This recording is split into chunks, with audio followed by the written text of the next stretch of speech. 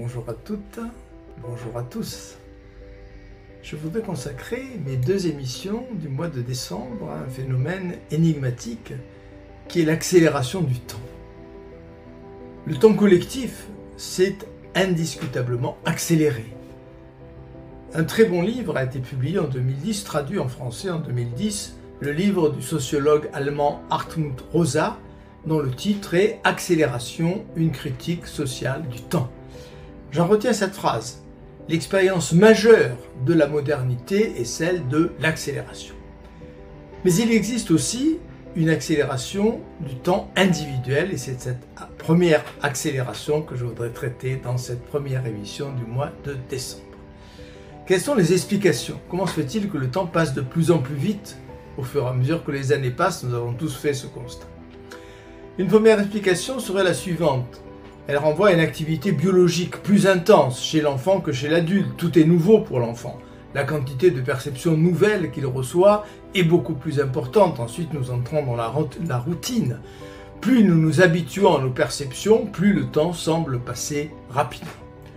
Une seconde explication est liée à ce que les biologistes appellent le point de temps. Le point de temps, c'est la dimension dans laquelle le cerveau peut traiter l'information. On peut vérifier ce point de temps, ça a été fait des millions de fois, avec la projection de flashs lumineux très rapides. Et on s'aperçoit par exemple que les mouches, pour prendre cet exemple, peuvent voir un scintillement lumineux à un rythme 7 fois plus rapide que l'être humain. La mouche reçoit beaucoup plus d'informations en une seconde que l'être humain, et c'est pour ça que cette seconde lui semble plus longue. Et cela explique parfaitement pourquoi nous avons autant de mal à attraper la mouche quand nous voulons les attraper. Elle nous voit arriver comme si nous nous déplacions lentement vers elle, comme dans un film au ralenti. Et puisque je viens d'évoquer le cinéma, le phénomène du ralenti est très éclairant. Pour voir une scène au ralenti, par exemple un homme qui met 10 minutes au lieu de mettre quelques secondes à traverser une rue, il faut filmer en accéléré, vous le savez. C'est parce qu'elle capte les images en accéléré que la mouche nous voit en quelque sorte comme dans un film au ralenti.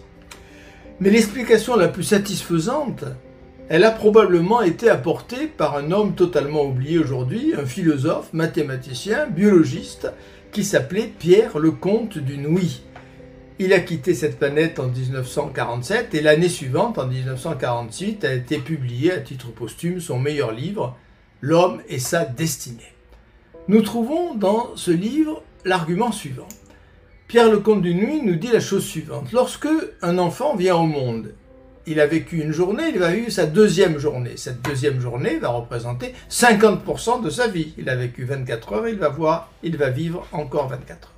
Au bout d'un an, la journée qui suit son anniversaire de 1 an, cette journée qu'il va vivre représente 1/365e de sa vie, c'est-à-dire beaucoup moins que son deuxième jour. Au bout de 10 ans, 1/3650e. Quand nous arrivons à 40 ans, le premier jour qui suit nos 40 ans ne représente plus qu'un 14600e de nos vies. Et si nous avons la chance de devenir centenaire, le premier jour qui suit notre anniversaire des 100 ans représente seulement 1/36500e de notre vie, c'est-à-dire quelque chose de dérisoire. Notre cerveau fait certainement la comparaison entre le moment que nous vivons et toute la durée antérieure de nos vies. Et cette comparaison, elle se fait de plus en plus en défaveur de ce moment que nous vivons. Alors la seconde explication, elle est sociale, bien entendu. Ce sentiment d'accélération dépend de la relation entre le temps individuel et le temps collectif, qui n'a cessé de s'accélérer. Nous verrons dans 15 jours, dans cette seconde émission des lunettes de Philippe de décembre, ce qu'il en est de cette accélération du temps collectif et pourquoi le temps collectif s'accélère. Puisque nous parlons d'accélération, j'espère que le temps ne vous semblera pas trop long entre cette première émission et la seconde qui sera consacrée au temps collectif. À très bientôt.